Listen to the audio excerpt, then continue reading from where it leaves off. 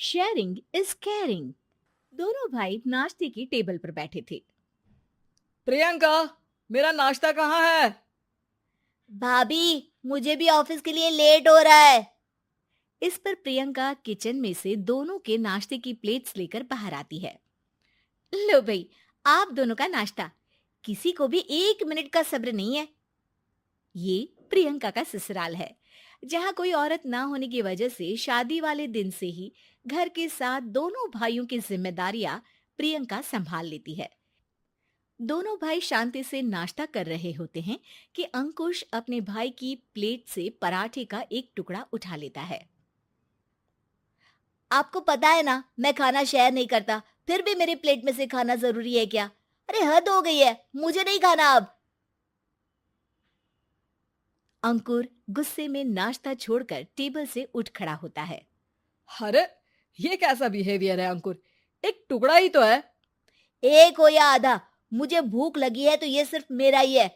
उसे भी किसी के साथ शेयर करने बैठा तो भूखा नहीं रह जाऊंगा। अरे बाबा ठीक है, अब इस पर भी लड़ाई। दूसरा बना देती हूँ, पर प्लीज ऐसे खाना बीच में छोड़कर मत जाओ। इससे अन्न का अपमान होता है।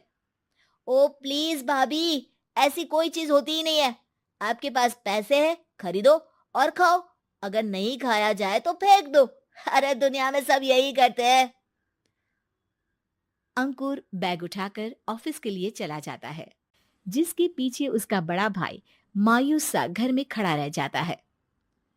जिसने बचपन से सोने की चम्मच में खाया हो, उसे दुनिया के बारे में क्या पता होगा। वैसे गलती तो हमारी ही है। अगर कभी बचपन में ही सही गलत का फर्क सिखाया होता तो आज ये हाल नहीं होते। आप फिक्र क्यों करते हैं जी? भगवान है, वो जो भी करता है सबकी भलाई के लिए ही करता है। और जब वो चाहेंगे तो अपनी तरह से अंकुर भैया को भी सब कुछ सिखा देंगे। पत्नी की बात पर विश्वास कर अंकुश भी ऑफिस चला जाता है। सुबह से दोपहर होती है और अंकुर लंच करने ऑफिस के पास वाले रेस्टोरेंट में पहुंचता है, जहां वो एक साथ बहुत सारा खाना ऑर्डर कर देता है। सर, क्या कोई आपको ज्वाइन करने वाला है? नहीं तो क्यों? अब कुछ नहीं सर, ऐसे ही।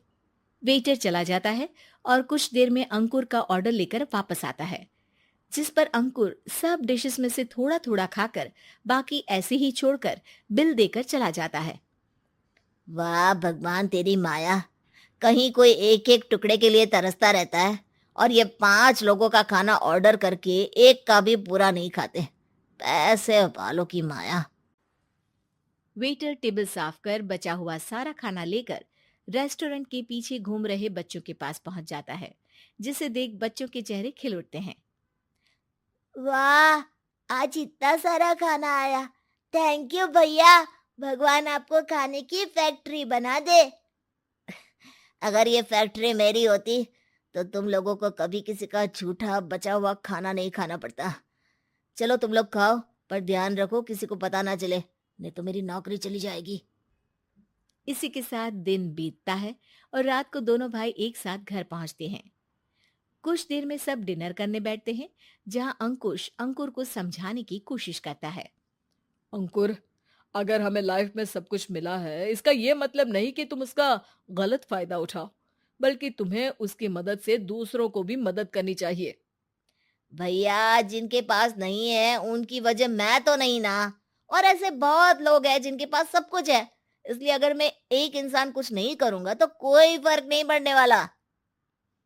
तुम्हारे भैया बस एक चीज समझाना चाहते हैं कि जिस चीज की हमारे पास कमी नहीं है, उसे बर्बाद करने से अच्छा है कि लोगों के साथ शेयर करें।